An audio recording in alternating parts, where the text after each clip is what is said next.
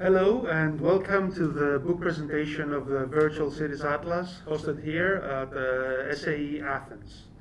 I am Konstantinos Dimopoulos, a game urbanist with a PhD in urban planning and city geography, who has been designing and working on the cities of video gaming for the past decade or so. I am also the author of said Atlas, the Virtual Cities Atlas. I'm also joined today by Maria Kallikaki, who is a visual artist and will be actually introducing herself. Oh, thank you. Well, hello, I'm Maria Kallikaki. I'm a painter and an art teacher in public elementary schools here in Athens, and in this case, the illustrator of the book. So, after this brief introduction, and though there seems to be a slight problem with slide changes, anyway, let me start by addressing the very obvious question of what the book we will be talking about is and why we chose to do that. So, the Virtual Cities Atlas is a collection and a celebration of 45 of the most iconic and historically important game cities of the past 40 years. It is meant as a serious approach to the digital urban spaces of gaming. It is meant as a way to celebrate and catalog what makes our digital interactive spaces unique and what actually joins, the weird, amazing spaces of fantasy, imaginary urbanism with the abstracted spaces of historical realities as they are presented in video games. Our main inspiration, or at least mine, and I think that up to a point Maria's too, she will be covering that herself, were the atlases of old. These were books that were meant to lure you to exotic and unexpected places. They were packed with weird and almost impossible sounding descriptions of totally phantasmagoric vistas. They talked of cityscapes that made almost no sense. And they were also accompanied by illustrations meant to pique your interest in those particular places. Obviously, being an atlas means that we needed to have some maps too. So what we aim to do, and what I aim to do as an author, and also in this particular case as a geographer, essentially, of virtual cities, was try and reimagine those spaces as unique, cohesive, effectively real spaces. It is something that many would choose to describe as magical realism. That is, we treated each and every imaginary and constructed space as real, even though it only exists on a hard drive, an old tape, or even the internet. And we approached it with the same seriousness, if you will, and the same rigor in certain cases as we would approach an actual existing city. Reimagining those places was often quite taxing. But after a while, after spending some time researching every place, after spending some time playing through the game in question, I actually got to have this concrete image of the place in my mind. And after that, I started sketching out the final map. I started writing about it, describing it as I sort of imagined myself walking through the place. Speaking of the structure of the book, I chose to break it down into three main categories. So we have the familiar cities, which are either based on historical reality or on contemporary urbanism, or at urban archetypes very close to the ones we feel close to or we know from history. And then we have the fantasy cities, which are cities drawn from, the Tolkien-esque and not only type of traditional fantasy literature. Then we have the futuristic cities, which include all strains of science fiction cities, from cyberpunk all the way to the out there futurism of City 17 and its alien cityscapes. Oh, sorry. So the book has, in a great part, been a balancing act, trying to cover all sorts of different literary and video gaming genres. We have action games, we have narrative-heavy games such as RPGs and adventure games. We have immersive sims. And we have also tried to balance our coverage across platforms and across eras too. So our earliest game is Antescher from 1983, a game that ran on the nowadays considered ancient 8-bits, and our coverage goes all the way to 2018. And we speak of games on the Amiga, we speak of games on the modern PC, we speak of games on the PlayStation and the PlayStation 4, and we try to cover as many bases as possible. Now, speaking of its individual entry, and I'm showing you now some screenshots from Monkey Island 2, because this is an entry I will be shortly reading from. The idea was that we would present readers with an in-universe, rather extended description of the place, and this would be a description that would fill in any blanks from the often impossible and fractured geometries of video game cities. In this particular case, in Monkey Island, every city and every space was effectively a set of two-dimensional backgrounds. So we sort of try to see these in a cohesive imaginary landscape and try to understand how it would actually work as a city. And then there's the design insights section that is an addendum, if you want, out of character to each and every textual description, which is a more designer focused, a more technical, if you will, approach to the particular city, where we discuss points of interest that have to do with its design, with tricks that its developers used to create their atmosphere, and with what innovation it brought to the table. And all this is, completed with ink illustrations by Maria, and also her maps.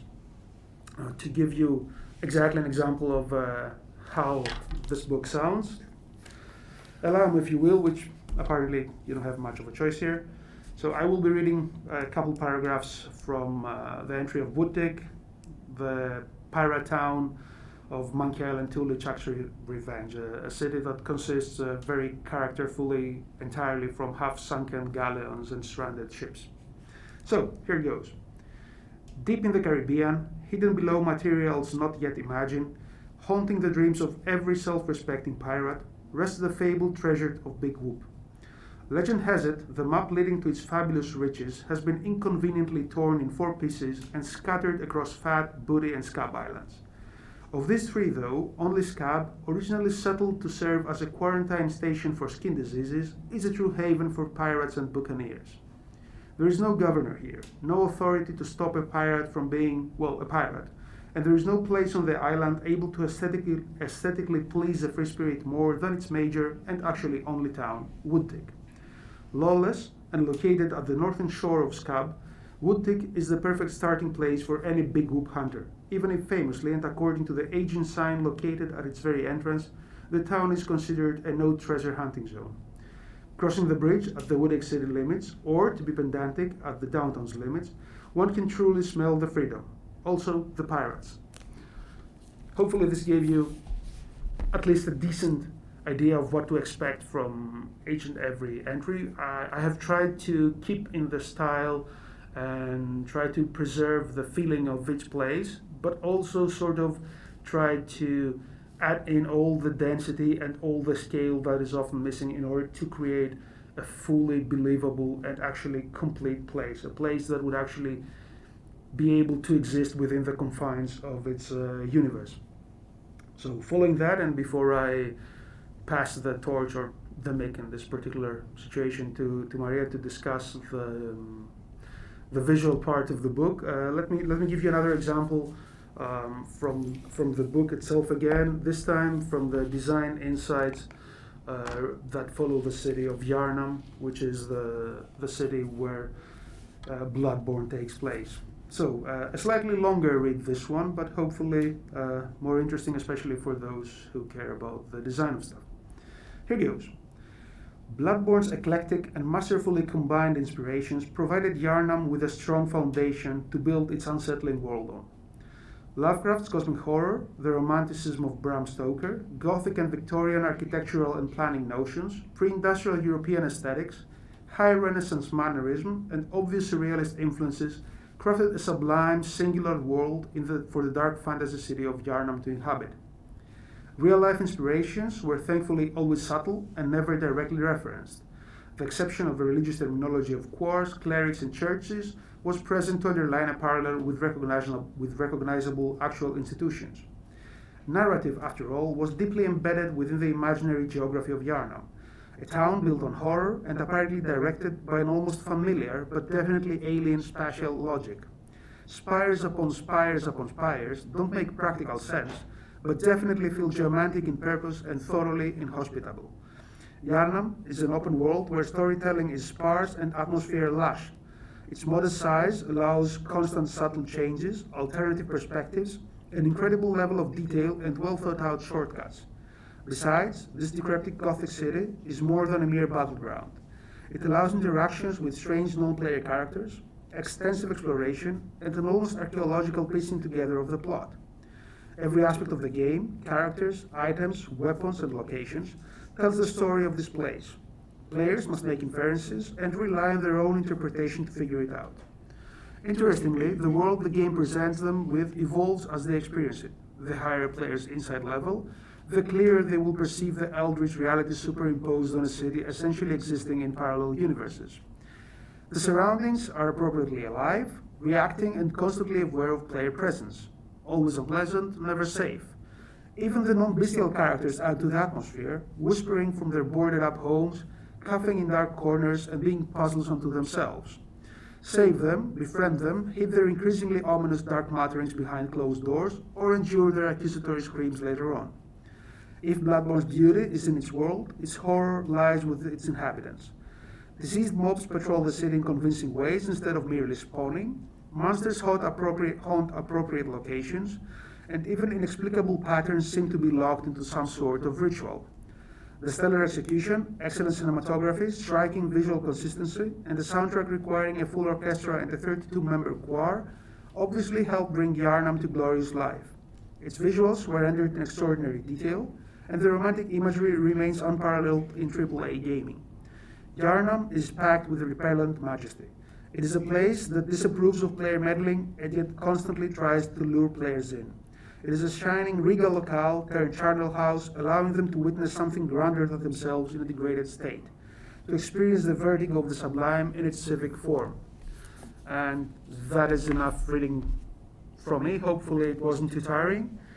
And with that, let me go on to actually discuss how we recreated those cities we tackled in order to create, those cohesive spaces that we eventually went on to map. So the example I will be using will be the oldest city present in the book, the city of Antescher from Antescher. Now, this was supposedly, for those who haven't played the game yet, this was presented as an old black and white 8-bit isometric city. It was enclosed in walls. Its purpose was supposed to be mysterious. It came with some very recognizable buildings, a pyramid here, or a very long, slow arch, a set of arches there. And this was surrounded by an endless desert. So I felt that in order to give it more substance and actually make it stand out more, it had to be surrounded by a bit more of reality, a bit more of in-game reality. So we added a set of grid-based ruins to its south, and those ruins were to be actually covered by sand in order to show that some sort of supernatural power kept the core game city intact. And as Sandy White, the creator of the game, was kind enough to allow us to use the exact locations and the exact maps from the game directly, we kept them in the upper part of the map and added the newer the newer section, the newer bit to the south.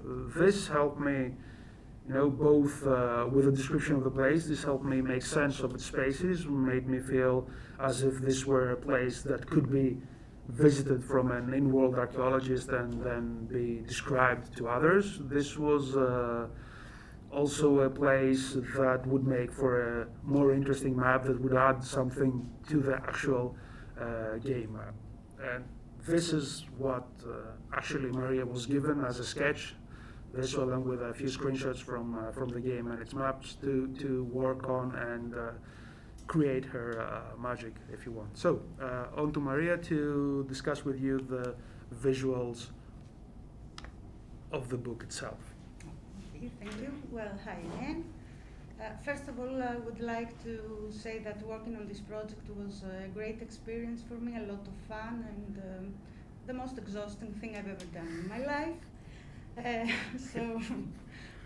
However, it was very excited because the moment I heard the word Atlas, I was already excited. I mean, I've always been attracted to maps and fascinated by cartography. So it was a whole new field for me to explore and learn from it. Well, being an old school painter, using tangible means, etc., everything you see is hand-drawn and hand-colored, of course. All my drawings are finalized digitally, and most of the maps are also colored digitally. That was not a choice, but it was a time saver due to lack of time. Yeah, I mean, 46 maps. Yes. So I used ink pens and bottle-colored inks for this illustration. I would like to say that it was, and I'm sure that lots of you are wondering, it was very hard to illustrate something that is already illustrated, and knowing, of course, that the whole art team has already worked on it, and with a great success. So what I was aiming for was to create images with a function as an imprinted memory, let's say, of a travel, or better, more to images that are able to evoke a memory to the players that have already played the game and are familiar with. So nothing more than to adorn and try to follow up the beautiful text, the descriptions of Konstantinos. Reading Konstantinos' descriptions of the cities, which are, I believe that is said in some interview, I don't know, that it reminds a 19th century traveler diary. So it was, I immediately thought that it would be nice to give to the images a gravure-like style. I thought it would be appropriate. So every game is illustrated in the same way, let's say, with the same techniques, because we were aiming to have a consistency, an aesthetic consistency throughout the whole book. So regarding the maps, having Konstantinos providing me with sketches with all the necessary information about it, I mean the points of interest, the buildings, rivers, etc. My part was the most fun. I mean, my research was limited to find decorative borders or create ones, special scripts, fonts, the compass roses, and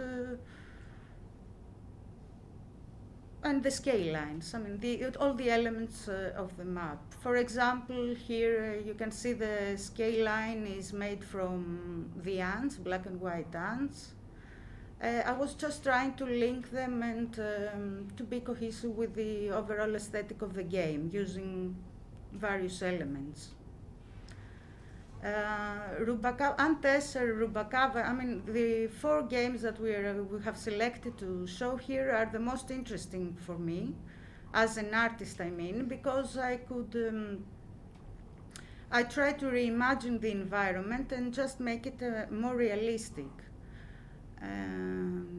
I love the aesthetics, the art deco of the Rubacava environment. It was very helpful, even to make the map also. My symbol up there, the skulls, the two skulls together, were inspired by the Chrysler logo, if I remember correctly. And that's all for me. Here, okay, this is a reimagined scene from the cemetery of New Orleans. Yeah, colored. For the map, I just copied the old New Orleans map. Yeah, with the it was there. The symbols were the points of interest of the game. Yes. And this is one of my favorites, I must say. 0 North, 0 West. Not having a lot of game graphics. I mean, the game is a linear neon line. Yes, it's a neon lines part, especially. It doesn't have any atmosphere. So it was very interesting for me and very challenging, but gave me the full liberty of illustrating the way I imagined it, and that was the result. I don't know how all this seems to the gamers. I would really love to have a feedback, but that was my effort to adorn this beautiful book. That's all from me. So hello again from me then. And I would like to point out that this particular 0 North, 0 West illustration by Maria is actually very, the way I look at it, it's one of my favorite pieces from inside the book. And I do believe that it's very close to her actual painting in oil style. And I would at some point, actually love to see a series of paintings. True. Based on this sort of approach, that would be really interesting. And I would also like to point out that even though definitely nothing is perfect and our book is definitely not perfect, but I do believe that it was pretty successful in showing that the civic spaces of games are worth investigating, they are worth looking at in greater detail, and they absolutely are worth designing with greater care. But I do believe that we're successful in leveling the field between each and every city. There are cities in the book that come from beat 'em up games, and they're effectively nothing more than a scrolling background. There are cities that are described exclusively in text. There are cities that are supposed to be vast and cities that are supposed to be tiny, and all those were handled with equal attention and care and attempt to bring them to life in a visually unified and visually leveling way where everything is treated with the same respect. And with that, I too think that I have said everything I thought you would like to hear, but would absolutely love to answer any question, both me and Maria. Through the chat, feel free to ask us anything, and we will do our best to answer your queries. And also, keep in mind that the book is available on most major online retailers. It's also available in many bookshops throughout the UK at least. But you can also directly purchase it from the publisher, from our publisher Unbound. This is the link, and we've also managed to arrange for a 20% off discount for the people who are watching this. You can just copy and paste this voucher if you want in the checkout section of the Unbound site, and we will also be uploading, I'm not sure whether we've done it yet, a little extra bonus PDF, a sketchbook if you want, from the book, something that we only gave to backers initially. And it's a little PDF that's showing some work in progress art and sketches from the book itself. And with that, I'll be happy to start answering questions. And while we do, please feel free to add any more. I will also be wearing my glasses to make certain that I can see the questions without fogging them, hopefully, which is, it's going to be an interesting. Already. Hello. Hello. Hello. So, we really are waiting for your questions, and it's and it's this awkward silence in which I could go on and read the rest of the book to you, but it would probably be even more awkward.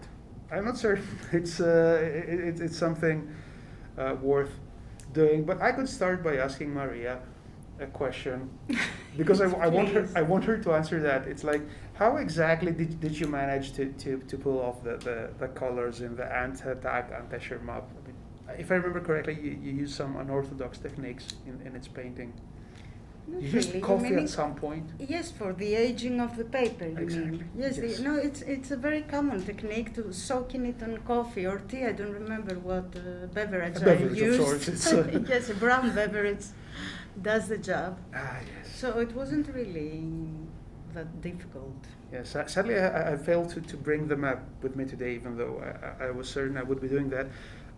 If you look at the physical artifact, it's absolutely impressive. And other than I'm that- glad you're here. I No. missed you. Yes, I've mate. missed You see, the Hello. the whole pandemic thing has been, odd for all of us and pretty taxing. But I think we're holding up well enough. Would you like to ask me something, perhaps, without me needing to put on my glasses to My read? beloved friend, I have heard all your your interviews, podcasts, and presentations. Yes. So you haven't left me with any. No questions from No from questions Maria. for you. I could go on and keep asking you things. I mean, Please. seriously, I could do that. I mean, are you thinking of ever actually, reworking some of those illustrations into a larger format? I mean, as in a painting or an engraving, perhaps? Yes, 0 North, 0 West. Mhm. I could, yes, I really could, because it was very, as you said, it was very similar to my personal work. So yes, I could. Which I have failed In a great scale. to with- include in the. Sorry for that. It never occurred to me, but I failed to include that. And as we keep on trying to entertain you, please to try and come up with a few more questions so that we can have something to answer. And there's also there's always the chance to read stuff from the book. You know perhaps. what I would like to do? Please do. If we Tell me. were remaking the book, I would like to be able to play all the games. That Nah, would you really wouldn't. help me. I would love that. You wouldn't after a while. I can assure you that. Yeah, you did, I know. Yes, it's very, when you have, with the time limits we had and the deadlines we had, actually playing everything at least in a decent way was. Well, I did it at first. And You did it, I It was very remember. helpful with Rubacava. Yes. I loved it. Yeah, the game helps too. Hey, yeah. It's- And then It's what's also interesting to me about Rubacava is the fact that it is a game that really knows how to work and combine with its inspiration. I mean, you have Art Deco and Aztec culture, and the Aztec fact that culture. Art Deco was inspired by Aztec culture to a great extent was really effective. The Mexican Day of the Dead, of course, with the papier Yes, mache which is skeletons also was amazing. great. Amazing and really Great worked. aesthetic. And excellent. So we have Oh, a question with large enough fonts for me to read without the foggy glasses. So, regarding my game design work, well, I have actually been working on the urbanism of cities for roughly a decade. I've worked on in a variety of games. For example, I've worked on The Sinking City by Frogwares, and my part there was helping with the pre-production and coming up with ways to make horror urbanism more successful. And then I I have worked on the very soon to be released Lake game by Game Usion, where I sort of did in a way, the level design blockouts, or like the city designs for this small open world, alongside with a bit of consulting. And I've also worked on tabletop games and a variety of indie projects. But the thing with cities and games is the fact that both are two disciplines that are incredibly wide. I mean, urbanism can tackle everything from the way theater integrates itself into a city and helps shape it, in the ways the built environment shapes societal narratives, and all those varied and often conflicting things, all the way down to land use planning and road design. And then you have games, which are an equally wide field, where you have all these sort of different genres, all these different ways of playing, whether single or multiplayer, and a variety of perspectives. So every project is very different to the previous one. So I hope that sort of answers your question. So regarding the question, what I hope one learns from reading this book, well, friends of mine who are actually in the gaming industry itself, mostly level designers, have found it really helpful. It has been quite apparently inspiring for them. Even the descriptions themselves, I mean, they seem to be given to be appreciative of this, condensed image given to them. They can see the conceptual axis on which around which every city was designed. They can see what made it tick and what sort of stays in the minds of a player, what makes it memorable. And then in the design insight bit, I hope and I think that up to a point we've managed to do that, to give some more prescriptive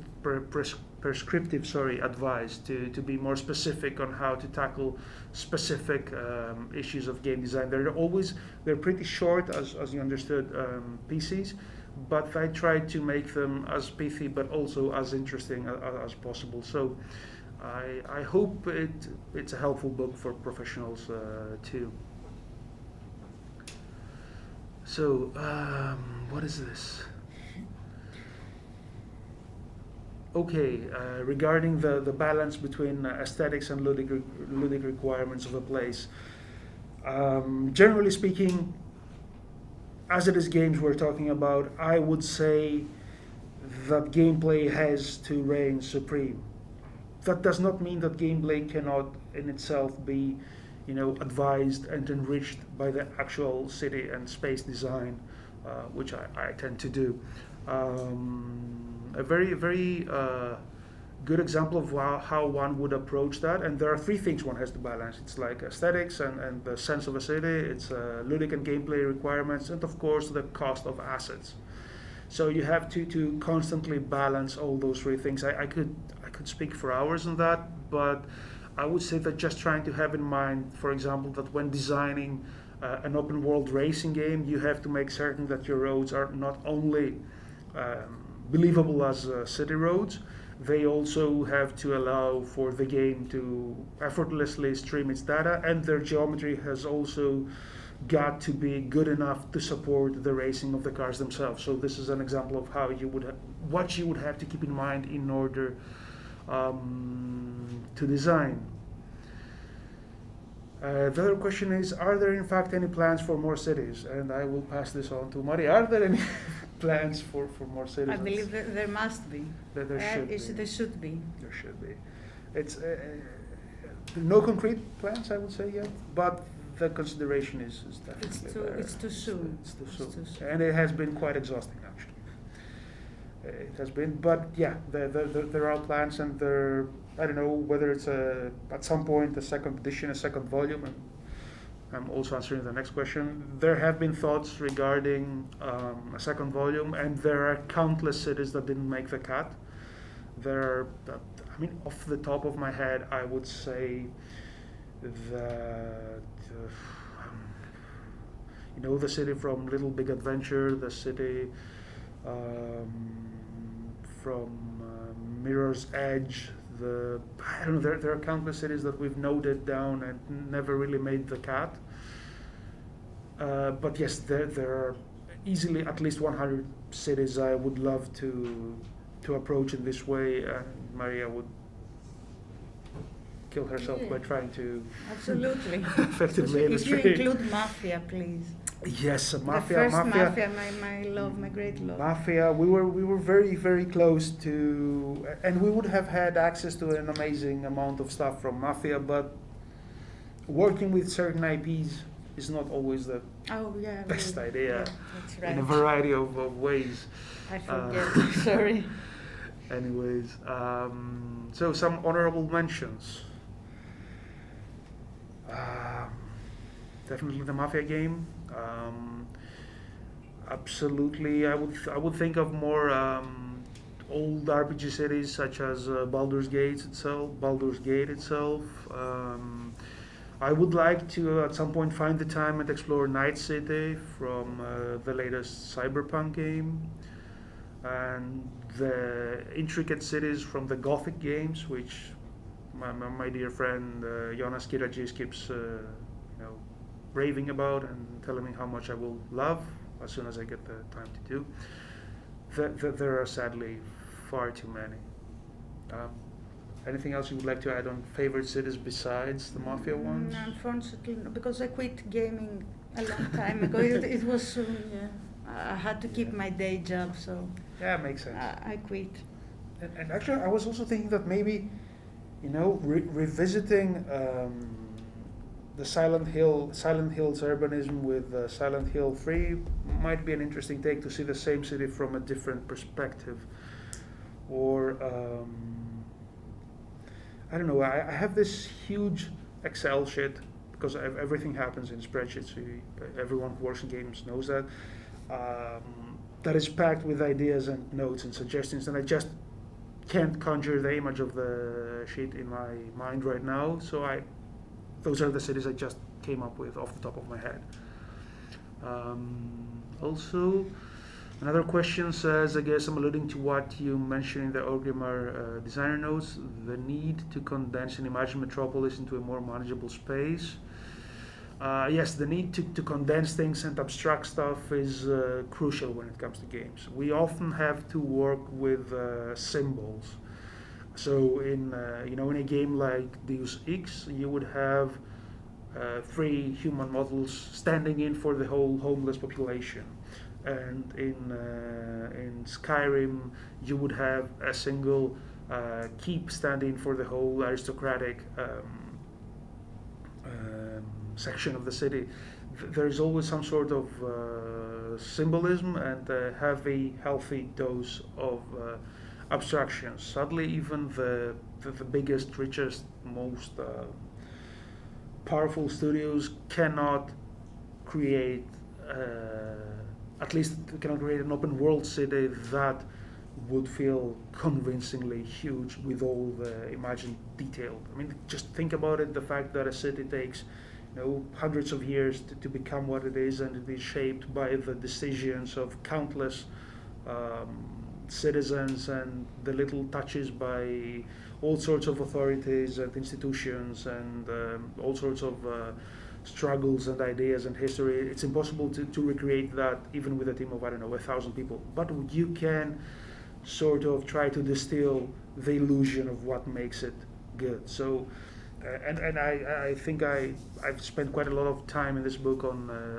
the New Orleans from Gabriel Knight, and this is a fantastic example of of a city that has been wonderfully abstracted, and its essence had been wonderfully distilled to be given to the players. You have this almost mystical, beautiful, very characterful in an architectural and urbanistic way place that is also taking advantage of its voodoo heritage and its amazing musical heritage to create this utterly believable and rich setting for one of the best video games ever. As to my favorite city in the book, I would say that as a designer, I am most impressed by Novigrad. The way it understands its social relationships and has the manpower behind it to pay attention to all sorts of details and all sorts of infrastructural details, and how it manages to show you that the urban poor were very different to the rural poor in the Middle Ages. That would absolutely be one.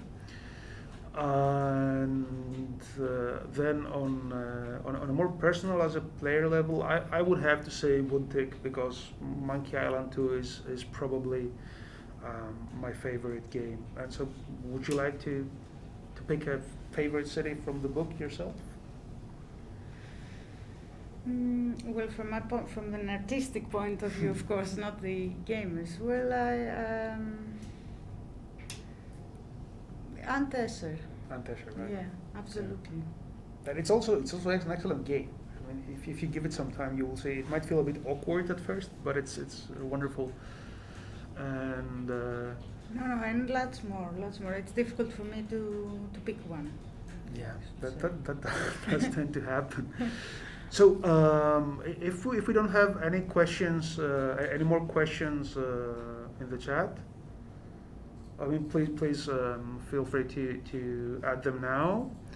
Otherwise, we will be calling it a day. And apparently we do have. Sorry, it's okay. This is a very interesting question again. It's whether there are any thoughts to expand the project on the cities and worlds from board games and presumably, I take it, like tabletop gaming in general, or RPGs. Well, that would be interesting. That would be interesting, and I would imagine quite easier.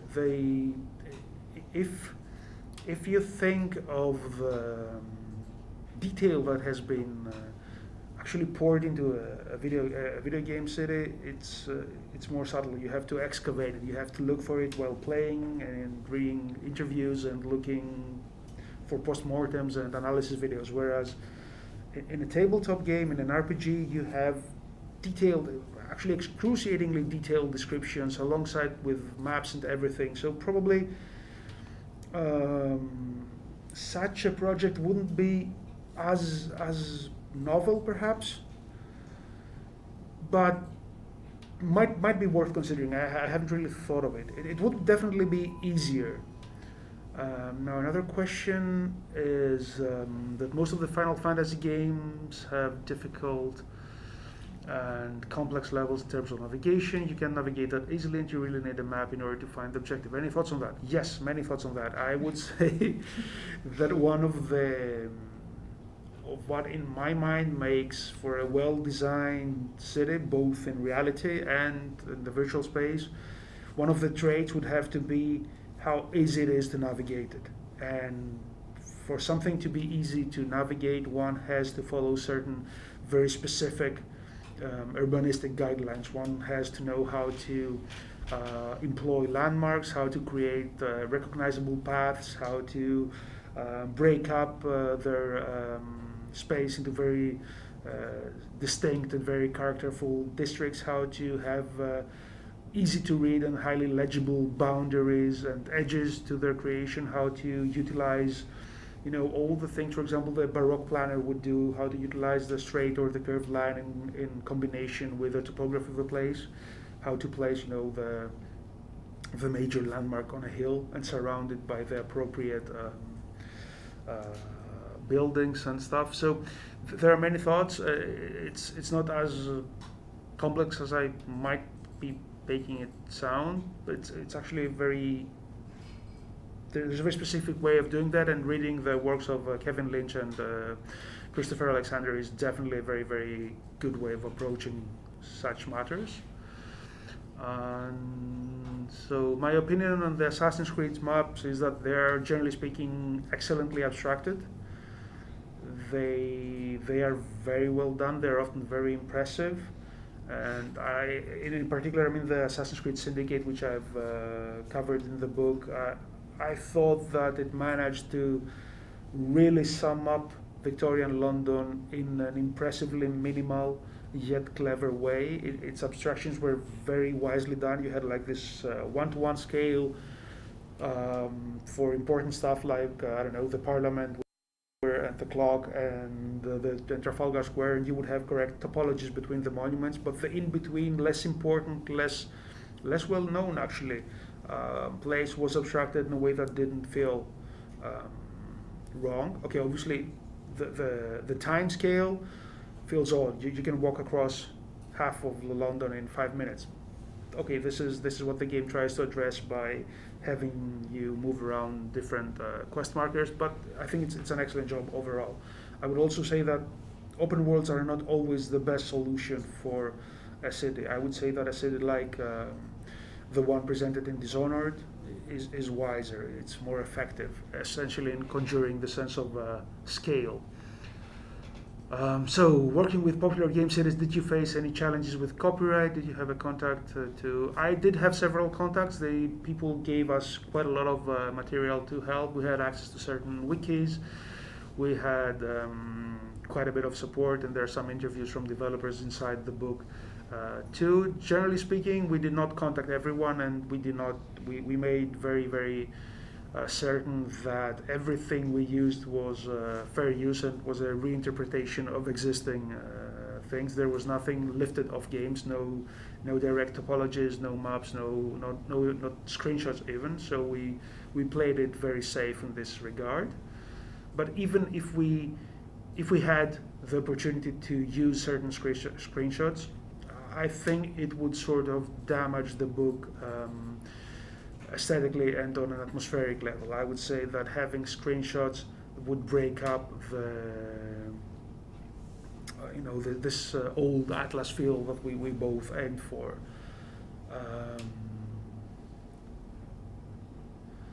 Yes, there is comment that Disco Elysium is a fine example indeed of an old RPG becoming a video game, and it is. It's effectively what I said before. You already have all the detail you need when you create a world for a tabletop RPG, and just taking that and turning it into a video game is obviously difficult, and doing it with the mastery of Team Zaum is very rare.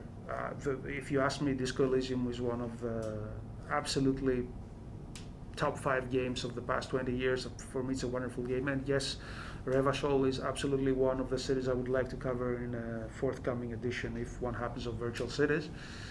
But yeah, working off a pre-made world does help a lot. And this is to Maria. Which city left the biggest gaps for you to fill in? Well, that's interesting. I believe the most, I don't know. I mean, I don't remember anymore. No. Games as the Antatak, the Antescher city, for example, games that it is an 8-bit isometric old game without any graphic design. Hey, Rockville actually, which was completely text. I mean, yeah, true. Rockville also. It's been a long time. I know. We turned it in a couple years ago. So the old games. But if we're talking about the illustration, as for the cartography, that was Konstantinos' job. I mean, he provided me with sketches with all the information. All I had to do was to transfer in a scale the drawing and adorn it. I didn't have to fill any gaps. I had to reimagine, though. It was difficult to reimagine and kind of reinvent and represent it in a 3D way, the older games, of course, which lack in game graphics. And also your evocative decoration of maps. Okay, yeah, absolutely. Yeah. Thank you. This was a huge success, yeah. Which part of this work are... I take that this is a question of which parts of our work on the book we're the proudest of, and for me, I must admit I'm generally speaking proud of most of the book. I mean, I know it's not perfect, but I would say that I'm overall proud of it. And I don't know, if I had to pick entries, I would only pick the entries I enjoyed writing the most, and those would be in parallel to what Maria said. The entries with less information I had to work with, where no matter how much research and how many times you replayed something like Final Fight, you still wouldn't glean much more info, so you just had this almost on which to really, sort of redesign the whole thing from scratch and have fun doing it. So I would say that this sort of games, the simpler ones, the less narrative heavy ones, were very fun for me. Now for you, I don't know. So The less information gives you more liberty to create, be more creative and reimagine. Yeah, of course. Great. Now another question is games like Castlevania and some other old Metroidvania games take place inside a castle or a space station, etc. Would you say that one must follow the same advice making them? Yes, I would say that city design and level design share quite a lot by default. And though level design doesn't call landmarks, the level designers tend to refer to landmarks as weenies, actually, as the little sausage you wave at dogs to garner their attention. I would say that yes, the rules and suggestions and ideas of urbanists like Lynch and Alexander can absolutely be very useful when it comes to designing all sorts of digital virtual spaces. And this is why also books that have to do with architecture and planning in general are very useful for level designers who do not necessarily have to tackle urban spaces. Would you like me to read it? Yes, no, I can read it, but I'm trying to parse it first. So it's like how difficult could it be for an author, copyright-wise, to achieve something of that scale? I imagine this would mean to get access to everything. Honestly, I don't know. I think that you could go around and start asking people, and that would probably get you a few no's and a few yeses, and that would definitely restrict the scale of what you're doing. So you wouldn't be able to pick and mix as you wish.